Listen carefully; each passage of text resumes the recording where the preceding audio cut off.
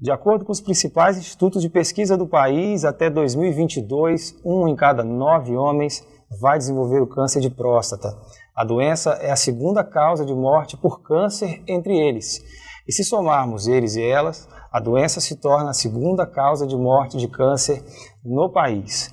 Para conversarmos sobre o câncer de próstata e sobre o Novembro Azul, nós convidamos o médico oncologista do Hospital Maternidade São José de Colatina, o Dr. Leonardo Lobato. Eu sou Wesley Ribeiro e esse é mais um ES Brasil Entrevista.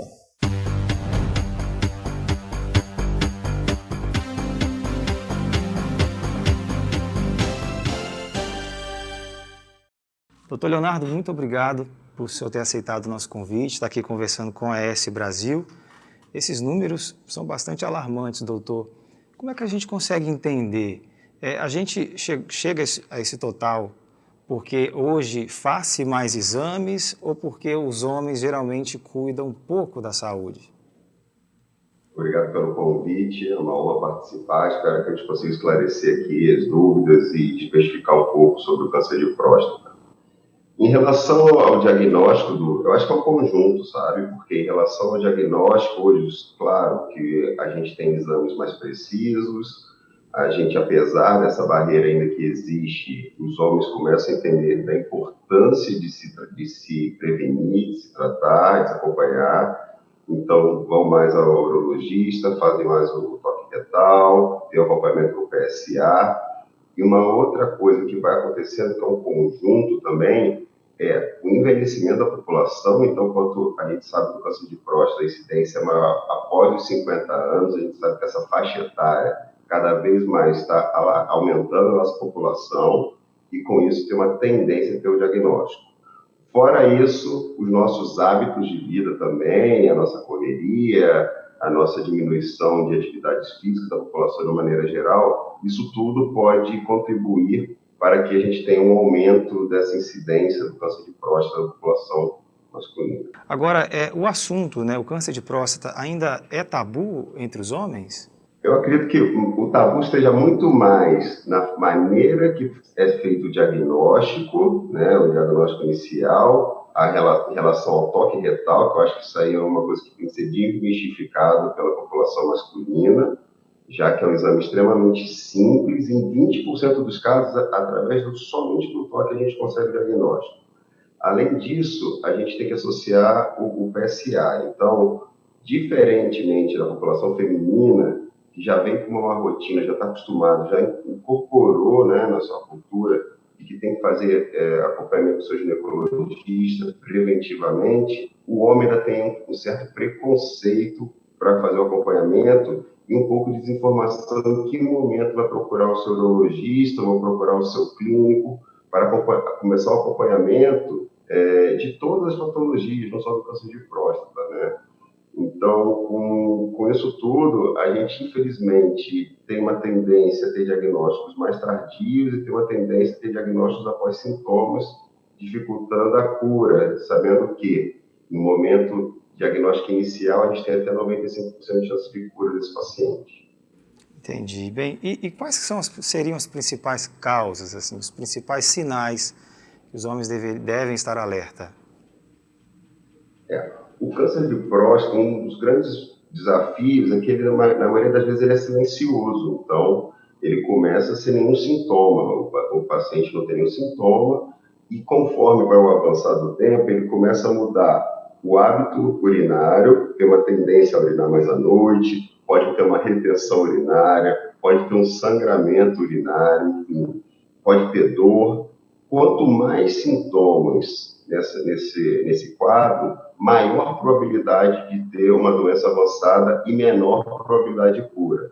Então, na grande maioria das vezes, ele é assintomático. Então, é feita a descoberta através de um exame, né, através do toque retal e do PSA. E com esses exames, a gente tem que comprovar através de uma biópsia. Então, a biópsia é imprescindível para você ter a confirmação diagnóstica e ter a certeza de que aquele paciente tem um câncer de próstata. Então, assim, é importante que o homem faça exames periodicamente, independente se ele apresenta sintomas, pelo que eu entendi. Com certeza. A primeira prevenção, isso que a gente tem que ter, na realidade, são as nossas mudanças, os nossos hábitos de vida. Então, atividade física regular, alimentação com baixa ingesta de gordura, baixa ingesta de álcool, evitar o sobrepeso, isso tudo por si só já é uma prevenção, já diminui consideravelmente o risco de nós termos doenças oncológicas neoplásicas até 20%. A partir daí, a prevenção é feita através do acompanhamento regular com o seu urologista.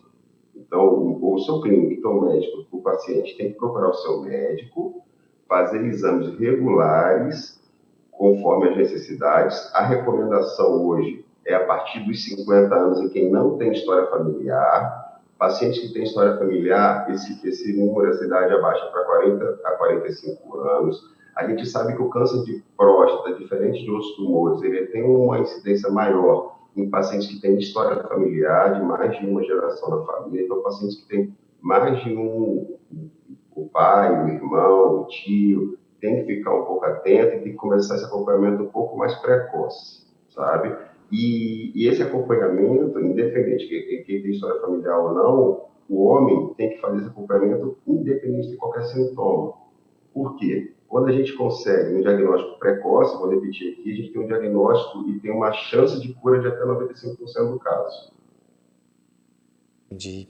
Entendi. Agora, em relação à importância da família, do diálogo sobre isso, né? Eu falo da esposa conversar com o esposo, enfim, da mãe conversar com o filho. Qual que é o peso da importância disso?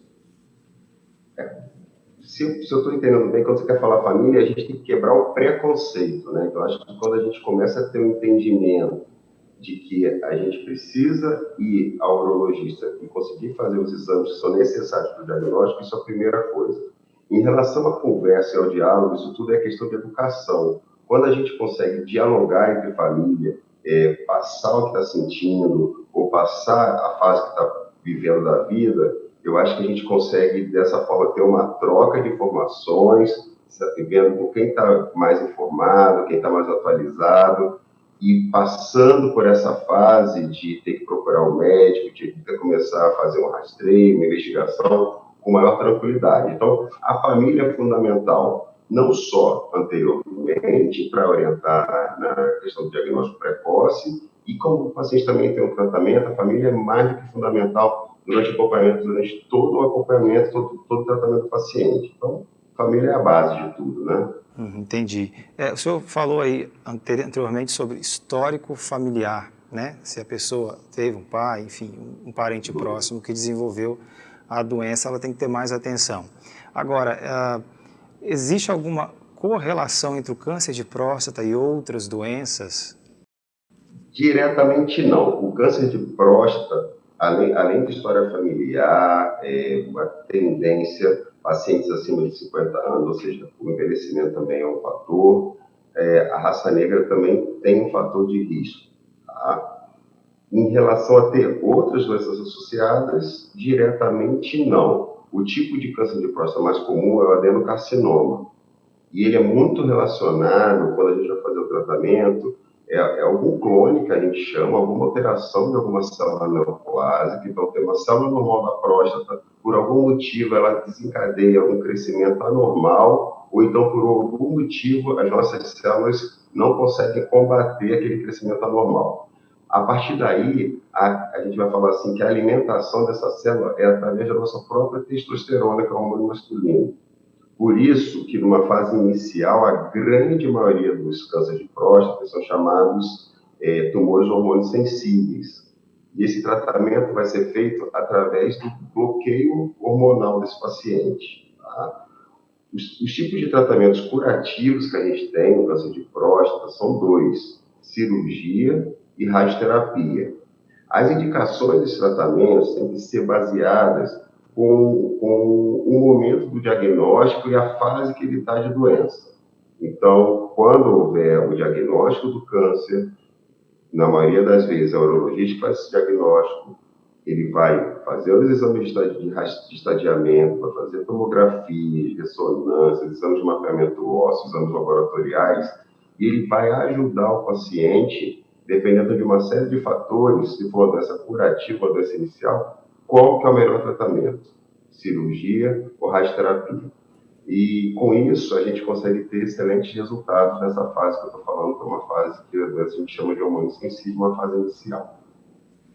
Entendi. E com relação aos efeitos colaterais desses tratamentos, assim, são agressivos, depende do caso, porque alguns pacientes têm medo, né? Enfim.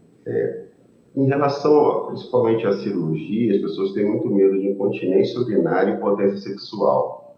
Mas com o avançar das técnicas cirúrgicas, a gente vê que esse número está cada vez diminuindo mais. E hoje começa a desenvolver algumas novas técnicas. Então, antes a cirurgia era sempre feita de uma maneira aberta, cirúrgica, já começa a ser feita através de videolaparoscopia, diminuindo já esses riscos e evoluindo agora para os robôs. Então, hoje o cirurgião ele pode ter um robô que o auxilie. E o que eles querem com isso? Cada vez mais diminuir os efeitos colaterais cirúrgicos, pós-cirúrgicos, e cada vez mais diminuir o tempo de internação, fazendo com que o paciente retorne à sua atividade normal o mais precocemente possível. A gente sabe que ainda tem um caminho muito longo para percorrer, mas cada vez mais essa evolução desses tratamentos tão bem importante, bem rápido, e cada vez mais as técnicas cirúrgicas, a experiência dos cirurgiões, dos urologistas que nós temos, eles conseguem dar um menor efeito colateral para esses pacientes e curando os pacientes quando o diagnóstico é precoce através desses tratamentos. O outro tratamento que a gente tem é a radioterapia, e aí precisa ser avaliado por um radioterapeuta, radiologista, que é um médico especialista, e quando for contraindicada a cirurgia, a radioterapia pode ser indicada, e também, quando bem indicada, no momento certo, ela também é altamente curativa, com taxas de respostas excelentes. Entendi. Bem, que bom, são boas notícias, né? Pelo menos, né? A gente tem essas boas notícias. Com certeza, mas já que a gente está no Novembro Azul, a gente tem que ter a melhor notícia, é a gente, como você falou, quebrar o preconceito, procurar o seu médico, fazer diagnóstico, fazer exames preventivos, e quando tiver o diagnóstico, ter um diagnóstico precoce e mudar mesmo os hábitos de vida, sabe? Quando a gente parece que não, o primeiro tratamento, a primeira prevenção é feita dentro da gente mesmo, dentro de casa, e ninguém conhece mais o nosso organismo do que a gente. Bem, o doutor falou em Novembro Azul, a gente realmente está aqui entrevistando o doutor justamente por causa desse contexto.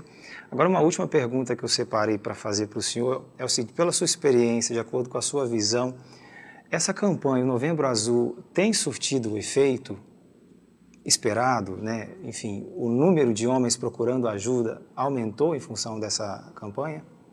Então vamos lá, a gente tem uma expectativa de uma incidência de novos casos, 65 mil novos casos com 16 mil mortes por ano, né, no câncer de próstata.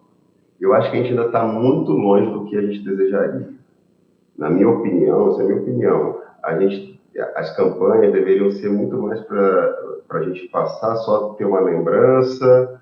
Isso vai ser no futuro. Vamos comemorar o Novembro Azul só para a gente mesmo pontuar, porque estamos conseguindo atingir o nosso objetivo, que são os anos preventivos. Então, isso a gente, infelizmente, a gente não está. Quando a gente vê o Outubro Rosa, quando a gente vê o Novembro Azul, a gente vê que nessa fase que as pessoas começam a procurar o atendimento médico. A gente tem que lembrar que o câncer de próstata não é só em novembro, né? Mas como sendo um movimento de conscientização, eu acho que eu apoio bastante essa iniciativa, mas eu acho que a gente tem que passar para um movimento de educação e que as pessoas consigam entender que a prevenção e a procura pelo especialista médico não é só nos meses das campanhas.